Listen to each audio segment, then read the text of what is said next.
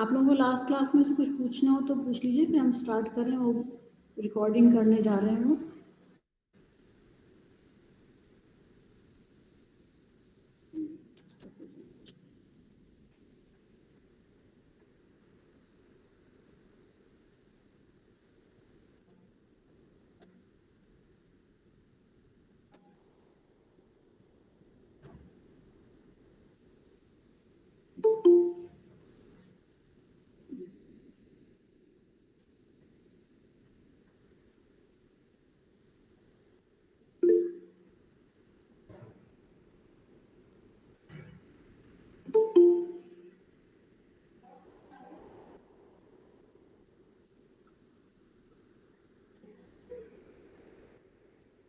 Good afternoon ma'am. Good afternoon बेटा। Attendance ले लीजिएगा, उस दिन की भेज दीजिएगा, आज की भेज दीजिएगा मुझे। ओके। आप दीप्ति किस डिपार्टमेंट से हैं? Ma'am biochemistry. ओके, चलिए हम स्टार्ट करते हैं क्लास में। Okay ma'am.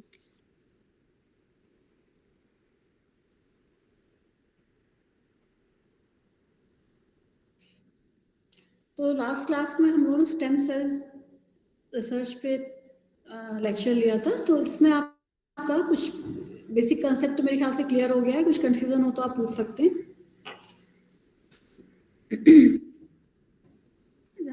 स्टेम सेल में आपने एक बार थोड़ा सा रिवाइंड करके आपको बता कर देते हैं, इससे आप लिंक कर सकें नेक्स्ट क्लास का। आपने पढ़ा था कि दो तरह के स्टेम सेल्स होते हैं, कई तरह के स्टेम सेल्स होते हैं। इसमें आपका एक प्लूरिपोटेंट होते हैं जो आपके they are embryonic stem cells. That means after the fertilisation जो एम्ब्रियो होता है it act as a embryonic stem cell, और वो आपका इट इज ए प्लूरिपोटेंट से मतलब क्या है कि it can differentiated to the any type of organ cell tissue, किसी में भी कन्वर्ट हो सकता है। दैट मीन्स कि there is no differentiation between the embryonic stem cells. ठीक है, नेक्स्ट था that is the non embryonic, या फिर आप उसको एडल्ट स्टेम सेल ही बोलते हैं, बट एडल्ट नेम ठीक नहीं है क्योंकि it is this type of cells is also present in the infants and children, but these cells can be different. These cells are differentiated. That means कि वो एक बार आपकी डेवलप हो चुकी हैं और उसके बाद जो है उससे फॉर एग्जांपल स्किन से अगर हमने सेल्स लिया स्टेम सेल्स, तो वो स्किन में ही कन्वर्ट हो सकती है। They can not change into the other part. जैसे एम्ब्रियोनिक स्टेम सेल्स थी, वो आपका किसी भी फॉर्म में कन्वर्ट हो सकती है अकॉर्डिंग टू देयर नीड, या कह सकते हैं आप जिस हिसाब से उसमें ग्रोथ फैक्टर्स ऐड करेंगे उसके हिसाब से वो can be change into the any form. ये वाला मैंने आपको जो डायग्राम बताया था, दिखाया था, ठीक है, जो किसी में भी कन्वर्ट हो सकती है। But in the non embryonic cell they are converted into the particular type of cells क्योंकि they are differentiated. Third is the induce pluripotent stem cells, जो हम रिकन्वर्ट करते हैं, but it is a very, या हम जिसे term हमने use किया था डी डिफरेंशिएशन। दैट इज एक बार डेवलप डिफरेंशिएशन होने के बाद उसको वापस जाइगोटिक सेल के फॉर्म में कन्वर्ट करना या एम्ब्रियोनिक फॉर्म में कन्वर्ट करना, that is called dedifferentiation. और this type of cell is called induce pluripotent cell. मतलब नॉर्मल नहीं होती है, but we after treating with the certain कहना चाहिए आपको केमिकल्स कह सकते हो, न्यूरो ट्रांसमीटर्स कह सकते हो, ग्रोथ फैक्टर्स कह सकते हो, जो भी जिसके थ्रू हम उसको वापस रिकन्वर्ट करते हैं इन द प्लूरिपोटेंट सेल।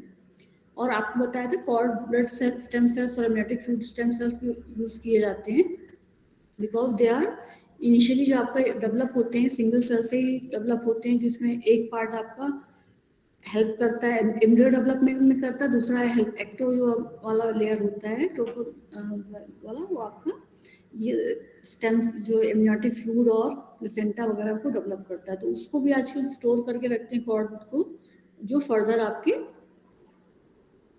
उसमें हेल्प करता है, मतलब वो कन्वर्ट हो सकता है किसी भी फॉर्म में। ठीक है, तो इसके बाद अब आपको उसमें मैंने आपको कई सारे आपको बताए थे कि कौन कौन सी चीज़ों में आपका यूज़ होता है स्टेम सेल्स का। उसमें आप कोई भी जेनेटिक डिफेक्ट ठीक कर सकते हैं, नई डैमेज ऑर्गन टिश्यूज को भी करेक्ट कर सकते हैं, ठीक है। रिसर्च कर सकते हैं कि किस तरह से डेवलपमेंट हो रहा है, कोई किसी ड्रग्स की, अभी जैसे फॉर एग्जांपल अभी ड्रग टेस्टिंग किस पे होती है, एनिमल्स पे होती है, ठीक है। तो हमें उसके बाद, क्योंकि ह्यूमंस पे एथिकल नहीं है, तो एनिमल्स पे रिसर्च ड्रग टेस्टिंग होती है। तो इस केस में आप क्या कर सकते हो, इस केस में आप, क्लास में तो नहीं आना चाह रहा है,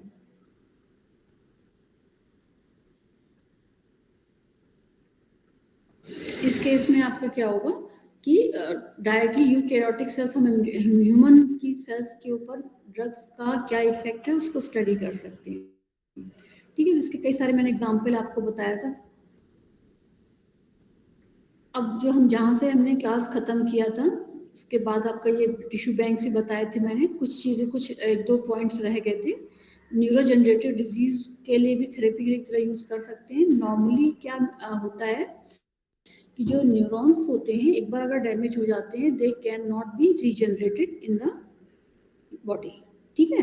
तो अगर कभी न्यूरॉन्स डैमेज होने लगते हैं तो उस कंडीशन में क्या होता है, जैसे ये डिजीज न्यूरोजनरेटिव डिजीज होती है, they are called Parkinson disease, Alzheimer disease, ठीक है। तो ये आपकी जो है इसमें न्यूरॉन्स डैमेज हो जाते हैं जो दोबारा कभी रिकवर नहीं हो सकते। बट जो आपके न्यूरल स्टेम सेल्स को हम लेकर फिर से किसी में भी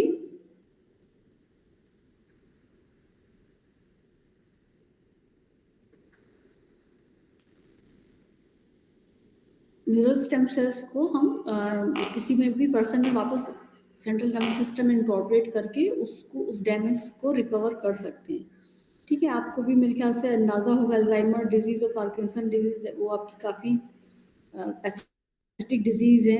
कोई भी किसी को कोई भी सफ़र कर रहा होता है तो बहुत दिक्कत होती है, और उसकी मेडिसिन वगैरह एज सच, मेडिसिन कोई चीज़ डैमेज हो गई है, ब्रेन ही पूरा सब कुछ कंट्रोल कर रहा है। हार्ट की वजह से तो हम जिंदा हैं, लेकिन सारा बॉडी कोऑर्डिनेट कौन कर रहा है, ब्रेन कर रहा है। तो इसके अगर, लेकिन अगर ये डैमेज हो गया तो उसको, उस कंडीशन में क्या होगा, कभी रिकवरी नहीं हो सकती है। बट यू स्टेम सेल्स का यूज करके हम इस डैमेज से को रिकवर कर सकते हैं। जो आजकल सबसे ज्यादा हो गया है एक डेंटिस्ट्री में आपको आइडिया होगा कि दांत की बहुत प्रॉब्लम होती है। एक बार दांत चला गया तो क्या करना पड़ता है, तो डेंचर लगवाना पड़ता है, या कई बार एक्सीडेंट से जल्दी एज में भी टूथ जो है आपके निकल जाते हैं, तो इम्प्लांट किया जाता है आजकल इस ट्रू टेक्निक्स के थ्रू। हम जो है दांत में का रिप्लेसमेंट करते हैं। तो लेकिन जो आपका आजकल स्टेम सेल्स का बहुत ज़्यादा स्टडी जो हो रही है वो आपकी डेंटिस्ट्री में हो रही है, जिससे आप फिर से वापस टीथ जो है आप बना सकते हैं।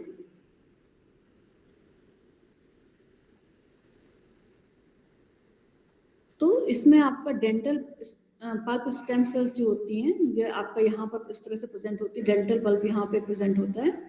लास्ट क्लास में मैंने बताया था शेड के बारे में, जो आपके डेसिडुअस टीथ जो आपके निकलते हैं, उसमें भी बहुत, उसके जो सेल्स होते हैं उसमें भी रीजनरेशन की काफ़ी क्या ना प्रोबेबिलिटी होती है, और इवन से आप बोन्स भी बना सकते हैं। लेकिन इसके अलावा जो एडल्ट टीथ है उससे भी आप काफ़ी कुछ कई सारे जो है इसमें स्टेम सेल्स होते हैं, जैसे पल्प स्टेम सेल्स होती है।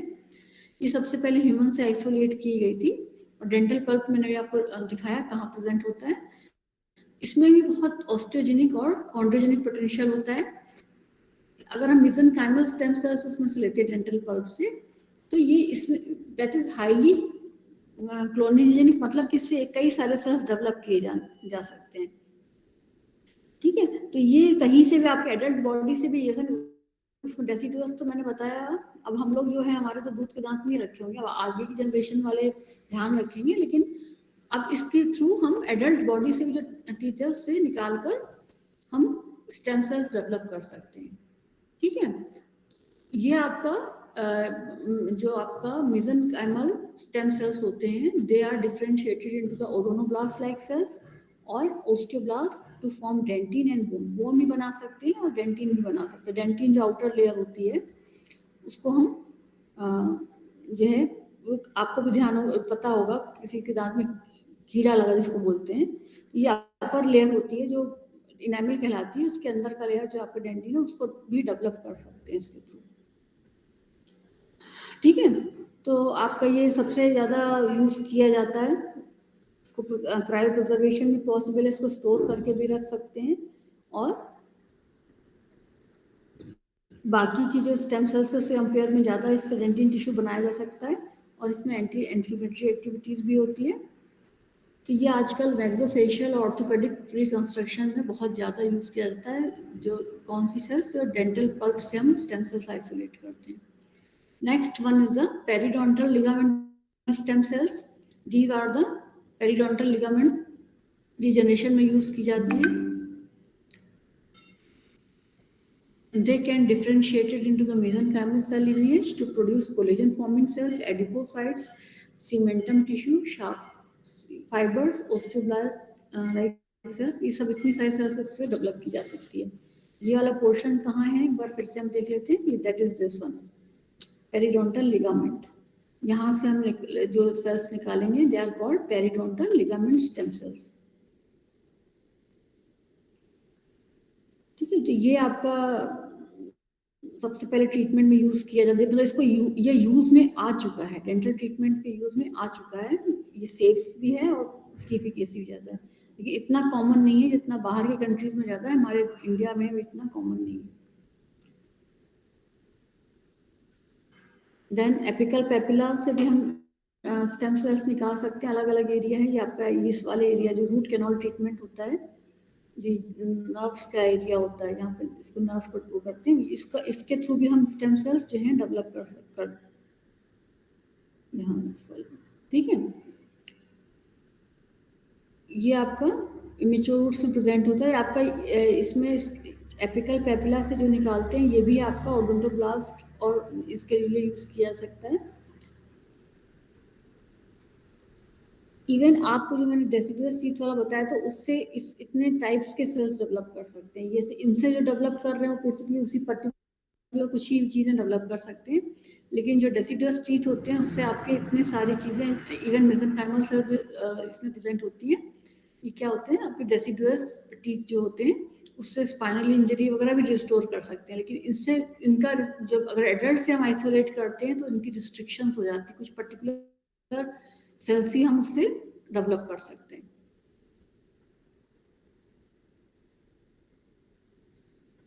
Then dental follicle stem cells जो हैं आपके, ये नहीं शो किया गया डेंटल, ठीक है, ये आपके कनेक्टिव टिश्यूज जो आप उसके डेवलपिंग टीथ के पास प्रेजेंट होता है वो वाला पोर्शन कहलाता है, इससे भी हम स्टेम सेल्स डेवलप कर सकते हैं, और ये आपकी ओस्टियोब्लास्ट पेरिडोंटल लिगामेंट सेल्स पर डेवलप हो सकते हैं। ये कई जनरेशन, कई मल्टीपल मल्टीप्लाई करते हैं, और ये हम थर्ड मोलर से नॉर्मली आइसोलेट करते हैं, थर्ड मोलर के पास की जो एरिया से, थर्ड मोलर से नहीं बेसिकली। ठीक है, तो ये आपका डेंटिन मैट्रिक्स से ट्रीट करते हैं, तो इसमें आपका इजीली डेवलप हो सकता है।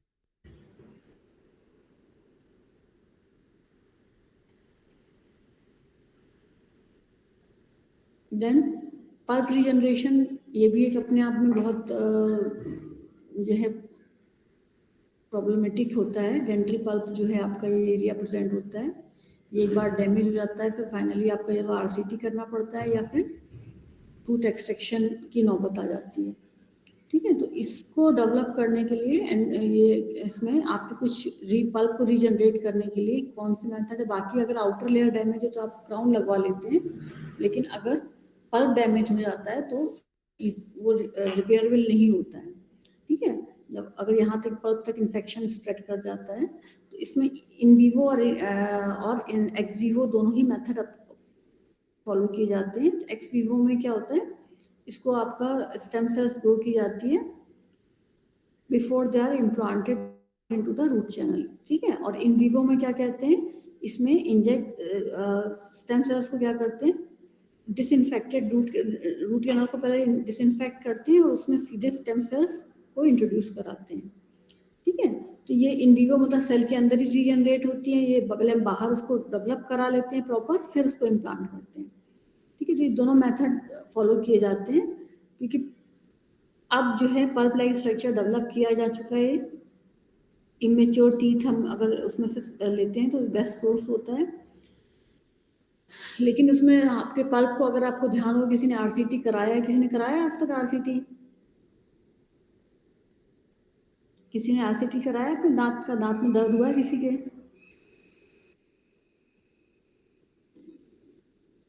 चलिए, आपको आप लोग हैं ना क्लास में? Yes ma'am. जो आपको पता होगा जो दांत का अंदर का एरिया होता है, ये वाला आपने पल्प तो डेवलप कर लिया, लेकिन इसी में नर्व्स भी जाती है, इसी में ब्लड सप्लाई भी होती है दांत इस एरिया में। तो पल्प का डेवलप करना इतना प्रॉब्लम नहीं है, लेकिन नर्व्स के लिए और क्या कहते हैं ब्लड सप्लाई के लिए प्रॉपर करना पड़ेगा आपको, अटैच जो है उसमें प्रॉब्लम्स आती है, ठीक है। तो जिससे क्योंकि आपने एक बार डाल तो दिया, लेकिन वो वापस आपका हेल्दी बना रहे, उसके लिए आपको उसमें ब्लड सप्लाई और नर्व सप्लाई दोनों को करना पड़ेगा, ठीक है। तो ये आपका डेंटल स्टेम सेल्स में बहुत अच्छा इसमें चल रहा है, स्टेम सेल्स का काम टीथ में। और ये आपका आगे फ्यूचर में भी आपके कभी किसी डेंचर की या इम्प्लांट की रिक्वायरमेंट नहीं होगी, पूरा रेडीमेड फॉर्म में दांत जो है इनकॉर्पोरेट किया जा सकता है फ्यूचर में।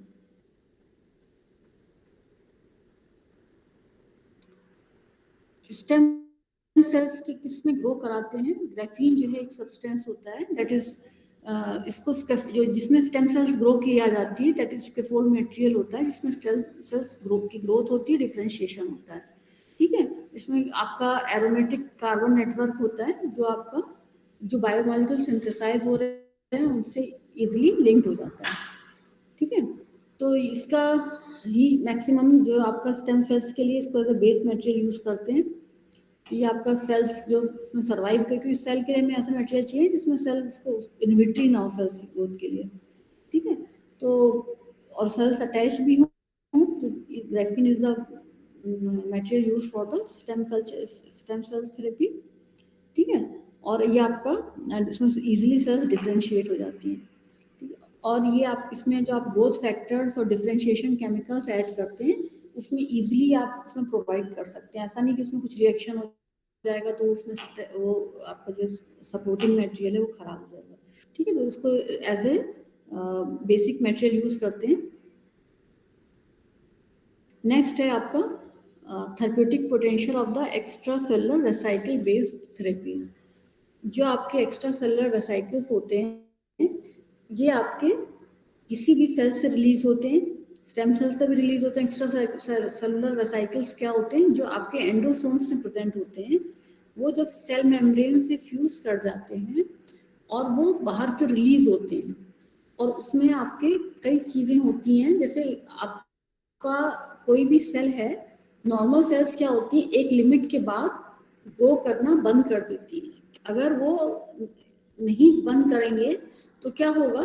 It is called cancerous cells. तो नॉर्मली क्या होती है, सेल्स के बीच में कम्युनिकेशन होता है।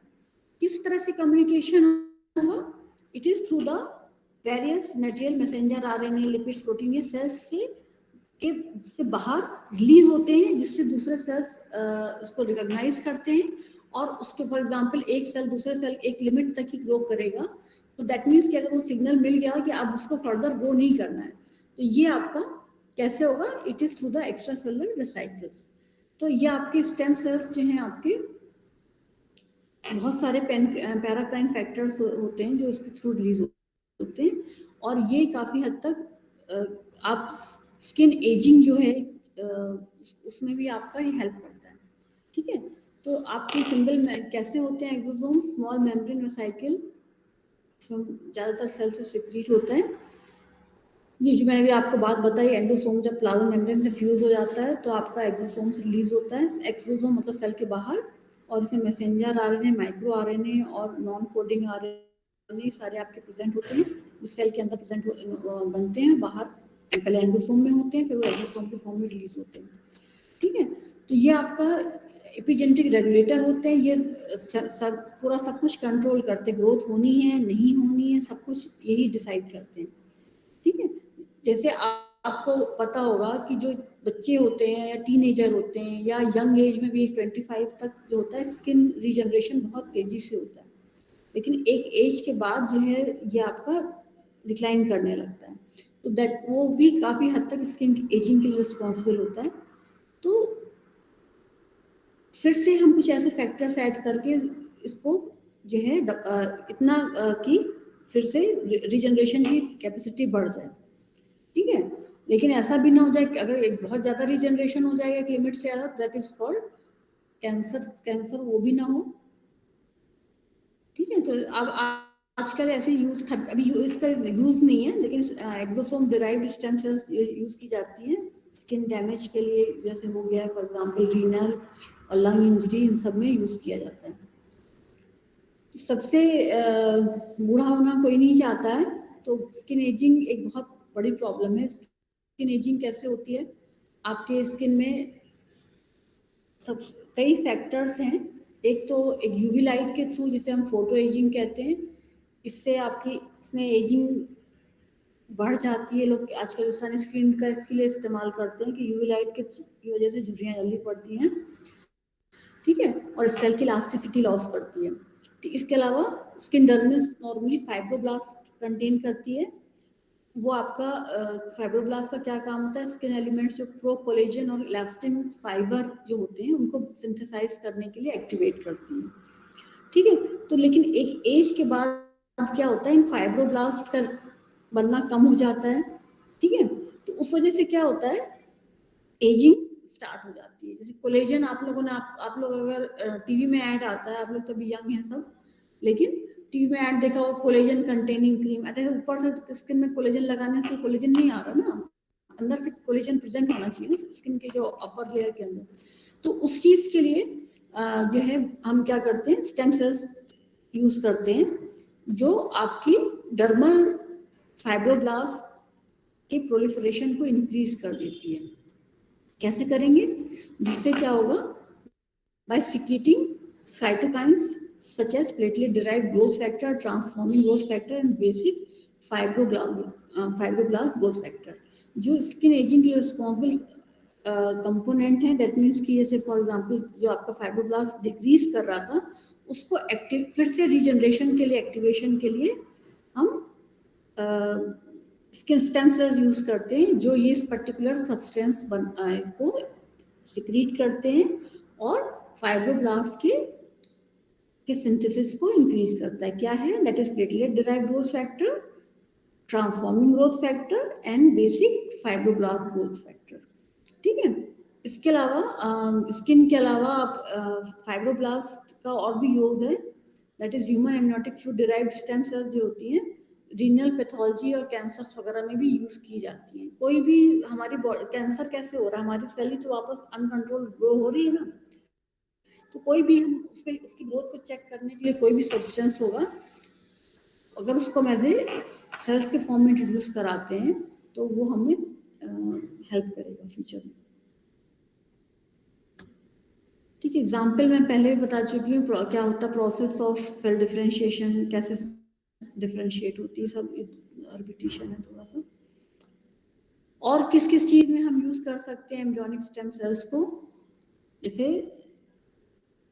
स्पाइनल कॉर्ड इंजरी, मेरे ख्याल से सब थोड़ा बहुत जानते हो, स्पाइनल कॉर्ड में अगर इंजरी हो जाती है तो ह्यूमन जो भी पर्सन है that is paralyse for life long, तो उस केस में हम यूज कर सकते हैं। Stroke, brain stroke, heart stroke कोई भी हो सकता है, उसमें हम यूज कर सकते हैं। सीवियर बर्न के केसेस में स्किन लॉस हो जाती है, उस कंडीशन में स्टेम सेल्स हेल्पफुल होते हैं।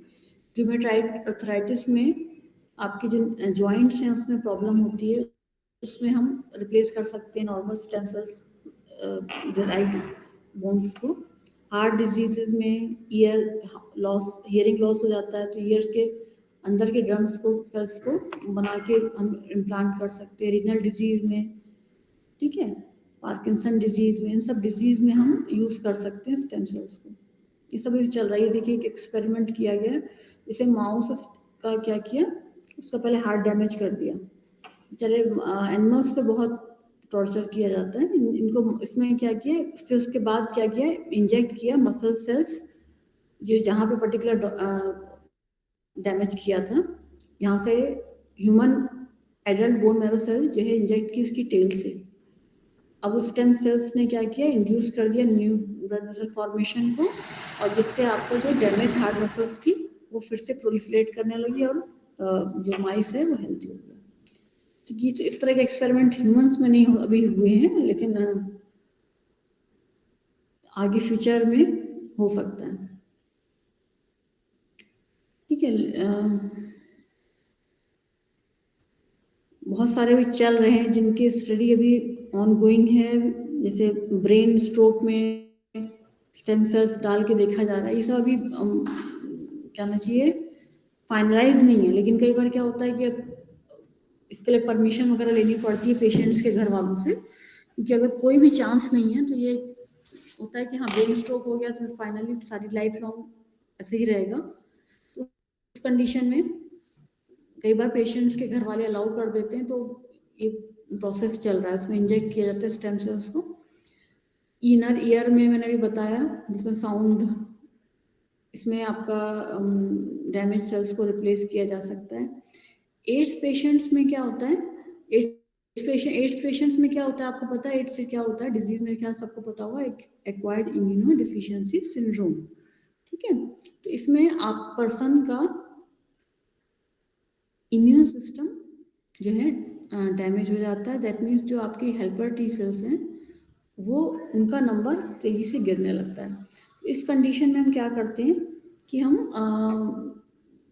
स्टेम सेल ऐसी सेल्स लेंगे, क्योंकि वो उनको रिप्लेस करना ना, जो अभी हेल्दी इसमें जीन प्रेजेंट है उसमें जाकर वो क्या करते हैं, स्टेम सेल्स उस तरीके से लेकर इंजेक्ट करा देते हैं, जिससे पर्सन रिकवर। एड्स का भी अभी तमाम मेडिसिन वगैरह आपकी आ गई हैं, लेकिन एज सच कोई परमानेंट इलाज नहीं है उसका। एड्स पेशेंट, HIV और एड्स में क्या डिफरेंस होता है, किसी को पता है? मैम एक बार रिपीट कर दी, क्वेश्चन क्या है? What is the difference between HIV and AIDS?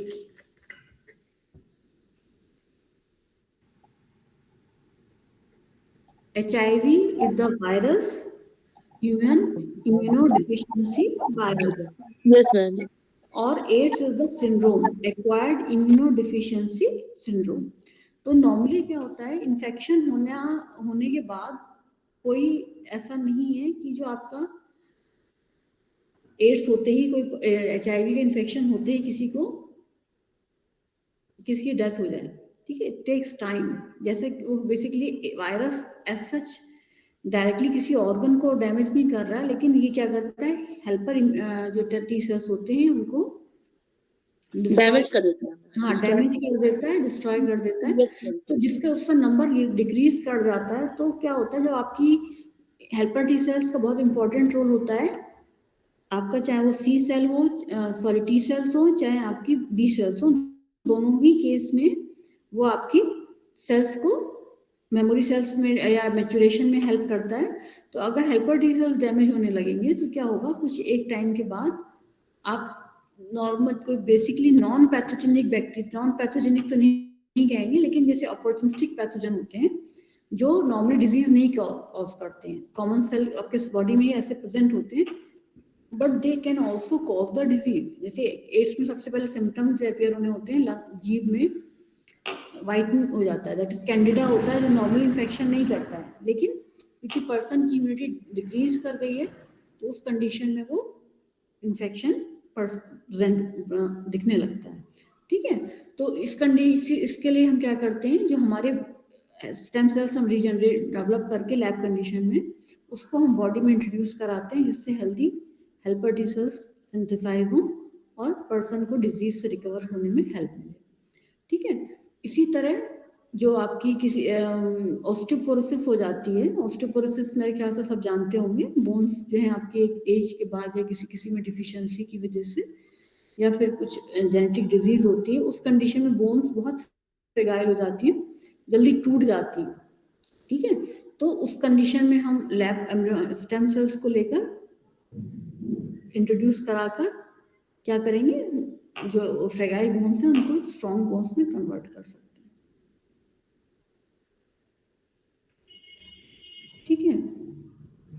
अब चैलेंजेस क्या आते हैं आपके, चैलेंजेस से क्या मतलब है कि जो स्टेम सेल्स थेरेपी में बहुत सारी प्रॉब्लम्स आती हैं। क्या क्या प्रॉब्लम हो सकती हैं, एक तो सबसे ज़्यादा इम्पोर्टेंट है that is a ethical concern. आप लोगों को दिख रही है स्लाइड? मोबाइल लेके बैठे होंगे तो कम दिख रहा होगा, मैंने ध्यान नहीं दिया इसको। बस मैम दिख रही है। एथिकल कंसर्न क्या है, दैट इज जो नॉर्मली क्या होती है, जो स्टेम सेल्स का सबसे ज्यादा अभी इंड्यूस जो सेल्स हैं प्लूरिपोटेंट सेल्स, वो अभी इतना उसका स्टडी नहीं हुआ है, क्योंकि उसमें बहुत सारे कंसर्न है। कई बार क्या होता है कैंसरस सेल्स में कन्वर्ट हो जाती है। तो जो सबसे कहना चाहिए आपका कि इजीली अवेलेबल तो नहीं बोलेंगे, लेकिन मतलब वो तभी एक होता है ना, शुरुआत से काम करना बेहतर होता है ना।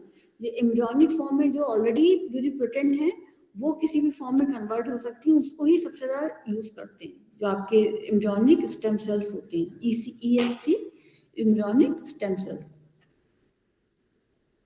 ठीक है। तो उसको यूज करते थे, लेकिन उसमें क्या होता है बहुत सारे एथिकल इश्यूज होते हैं। कई बार क्या होता है कि अगर एम्ब्रियो पेट आपका उसमें से निकालते हैं तो उसके लिए बहुत अपोजिशन होता है कि बेबी में डैमेज हो सकता है, या फिर कुछ लोग डोनेट कर देते थे तो उसमें भी प्रॉब्लम था कि कोई भी एम्ब्रियो है डेवलप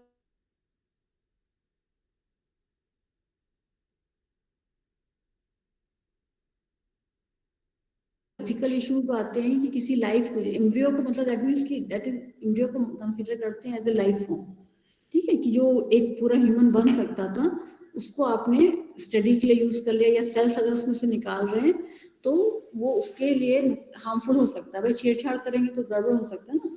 और अगर ऐसे ही कोई अपना डोनेट कर रहा है तो भी उसको, खासकर हमारे देश में इतने कोई रूल्स रेगुलेशन इतने ज़्यादा नहीं है, लेकिन जो बाहर के क्रिश्चियन कंट्रीज हैं उसमें और बाकी एक जगह पे बहुत खराब मानते हैं। आप लोगों को पता भी होगा कि एक केस हुआ था आयरलैंड का, उसमें एक लेडी की लाइफ को भी प्रॉब्लम थी, तब भी वो लोग अलाउड नहीं करते हैं अबॉर्शन या इसको, इस तरह के केसेस को, ठीक है। तो एम्ब्रियो को भी इसलिए बहुत अपोजिशन होता है इसका, एम्ब्रियोनिक स्टेम सेल्स कल्चर को यूज करना। चोरी छुपे करना अलग बात होता है, लेकिन उसको ऐसे एज सच नहीं अलाउड होता है, ठीक है। दूसरा प्रॉब्लम आता है क्या है कि अगर डोनर और पेशेंट बॉडी में मैचिंग होना बहुत जरूरी है, ठीक है। अगर इम्यूनोलॉजिकल टॉलरेंस जिसे हम बोल रहे हैं, कि फॉर एग्जांपल ये तो आपको भी पता है कि डोनर सेल्स और इम्यूनोलॉजी में तो पढ़ के आए ना आप लोग, किसी को दिक्कत है, इम्यूनोलॉजी नहीं पढ़ी किसी ने? पढ़ी हमारी मैम, बॉडी के पढ़ी है सबने मैम। पढ़ी? हाँ, पढ़ी तो है मैम, क्या क्यूबे मैम फॉलो किया है। हाँ क्यूबे बुक हम लोग को मैम ने पढ़ाया अच्छा, था। हाँ तो क्या होता है सेल, जो आपकी सेल के ऊपर कौन से एंटीजन होते हैं जिसको, जो ग्राफ्ट रिजेक्शन या किसके लिए रिस्पॉन्सिबल होते हैं?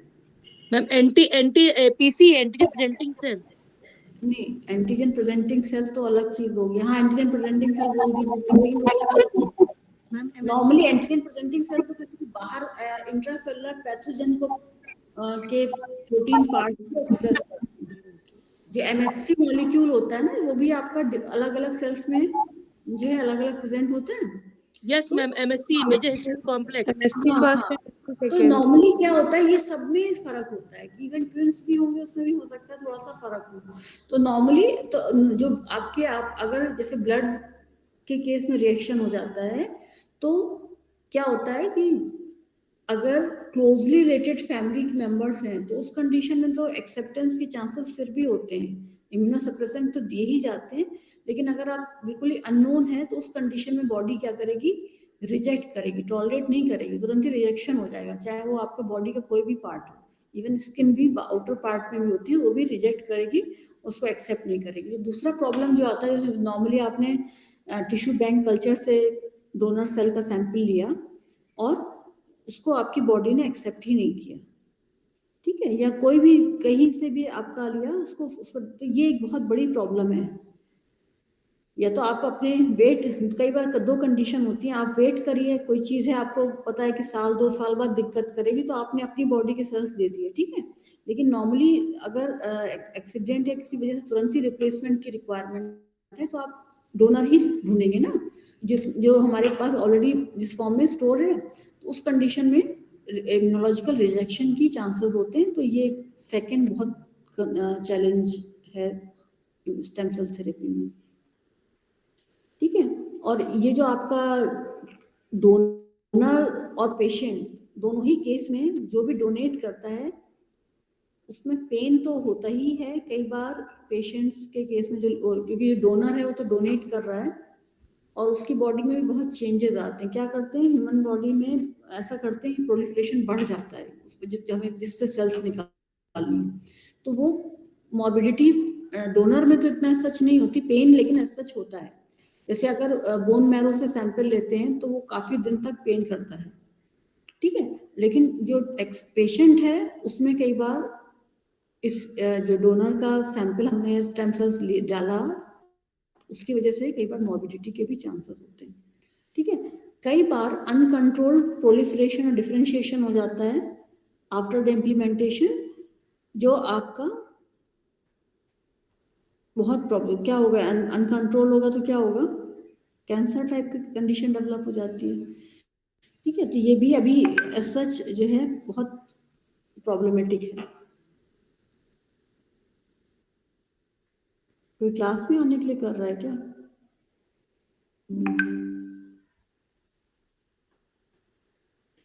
ठीक है। दूसरा जो है ऑन्कोजीन्स जो है वो एक्सप्रेस होने लगती हैं। जैसे सेल को आपने रीप्रोग्राम किया, रीप्रोग्राम मतलब दैट मीन्स कि इंड्यूस प्लुरिपोटेंट सेल्स की बात कर रहे हैं, या फिर आपने प्लुरिपोटेंट सेल्स को इंड्यूस किया किसी टाइप में सेल्स में डेवलप करने पे, तो ऑन्कोजीन्स हमारे बॉडी में प्रेजेंट होते हैं ना, ठीक है। तो हम डेवलप कर रहे हैं कि उनके कि वो इंड्यूस हो किसी फॉर्म में, लेकिन उसमें क्या होता है कई बार they are converted to the oncogenic cells में कन्वर्ट हो जाते हैं, और इसीलिए सबसे पहले ऑन्कोजीन्स जो हैं रिमूव कर दिया जाता है स्टेम सेल कल्चर में, ठीक है। प्लुरिपोटेंसी डेवलप करने के लिए उसमें से ऑन्कोजीन्स निकल जाते हैं। लेकिन ये जो आप process of reprogramming may be enhanced by the deletion of tumour suppressor gene, ठीक है। तो इसमें ट्यूमर सप्रेसर जीन को भी डिलीट करना इंपॉर्टेंट होता है, जो बेसिकली रिस्पॉन्सिबल होता है कैंसर कॉज करने के लिए, P53 जीन जो होती है।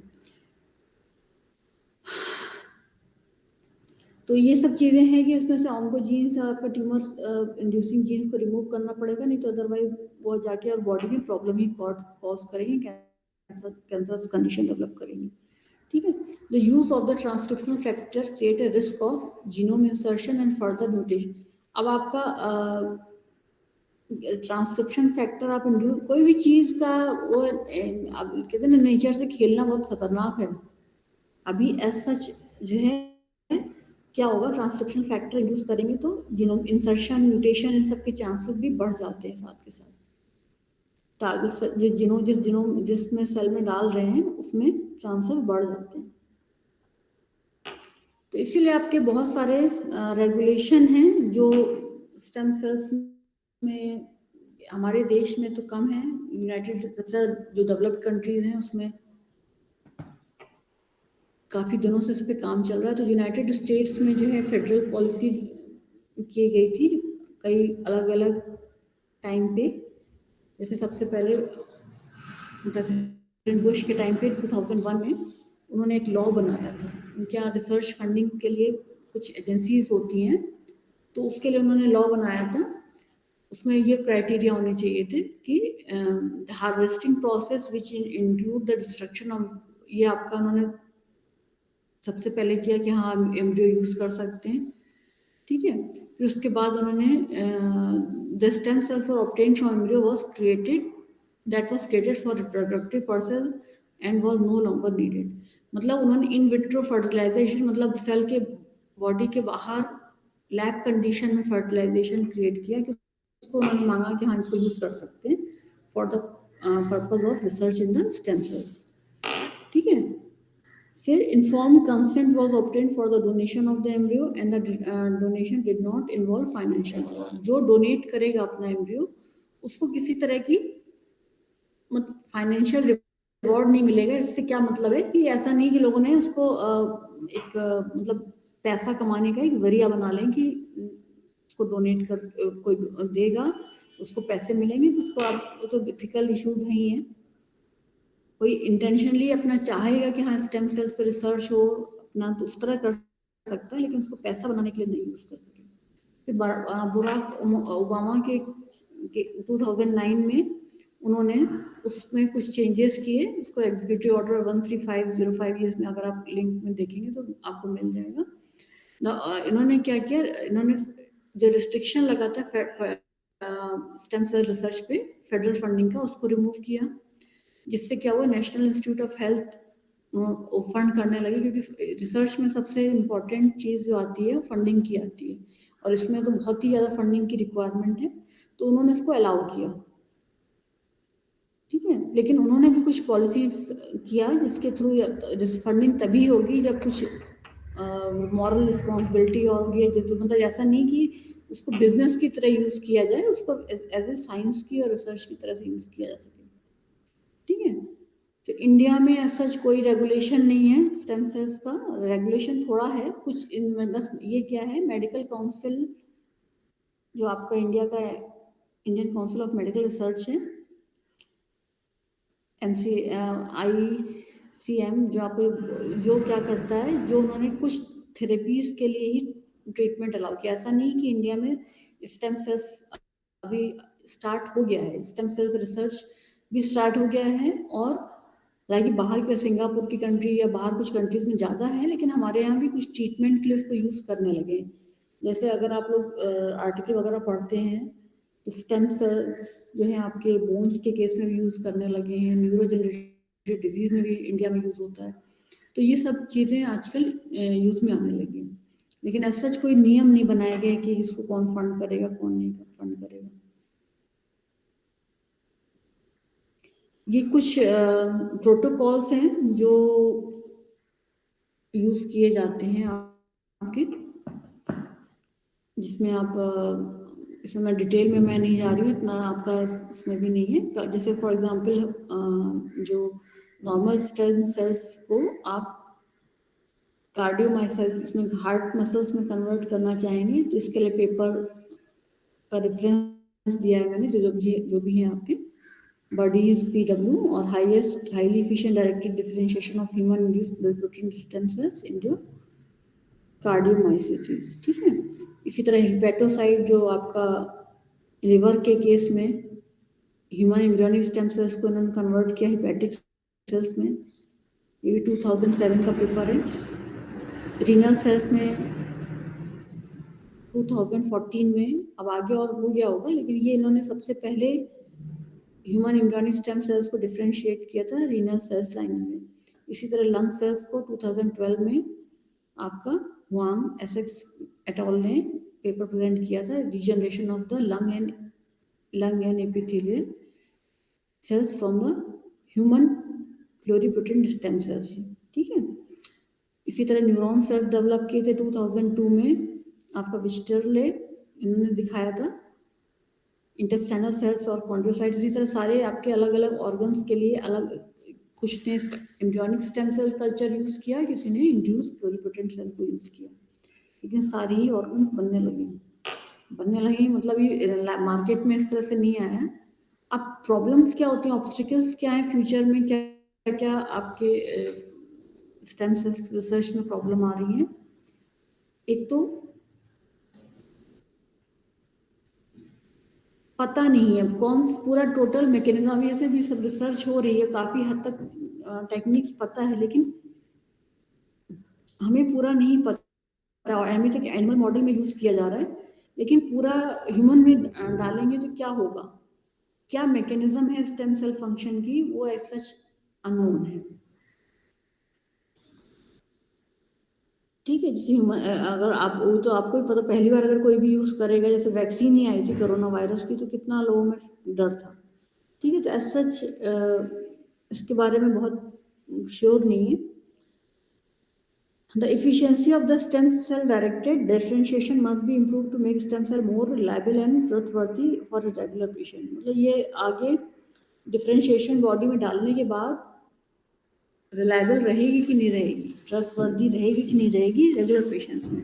जैसे ये भी एक आपने कोई स्टेम सेल इंट्रोड्यूस कराई, ठीक है, जिस पर्सन में इंट्रोड्यूस कराई उसका भी अपनी फिजियोलॉजी होती है, तो मे बी हर एक पर आपकी बॉडी के भी तो कुछ फैक्टर्स होंगे जो उसको उसके संग अलग तरीके से रिएक्ट करेंगे।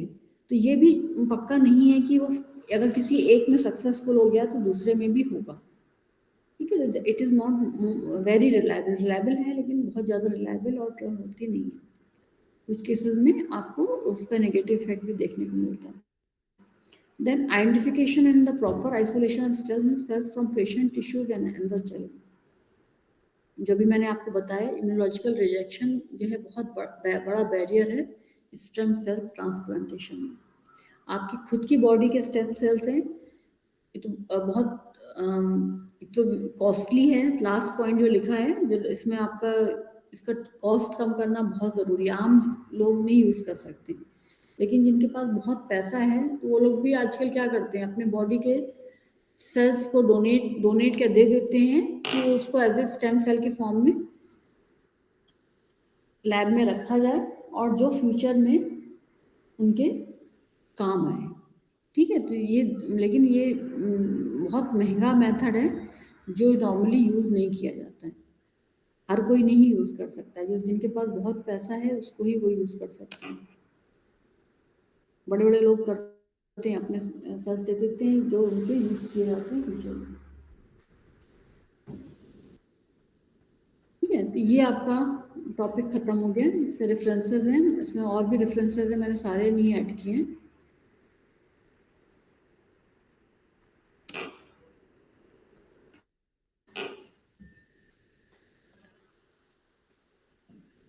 इसमें कुछ आपको पूछना हो तो पूछ लीजिए।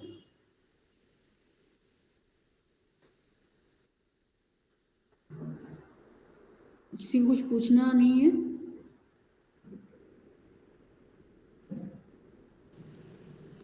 No ma'am. चलिए ठीक है, आपका एग्जाम है नेट का, आप उसकी प्रिपरेशन करिए। टॉपिक खत्म हो गया, नेक्स्ट देखते हैं। Thank you ma'am. Thank you ma'am. Attendance please दे दीजिएगा।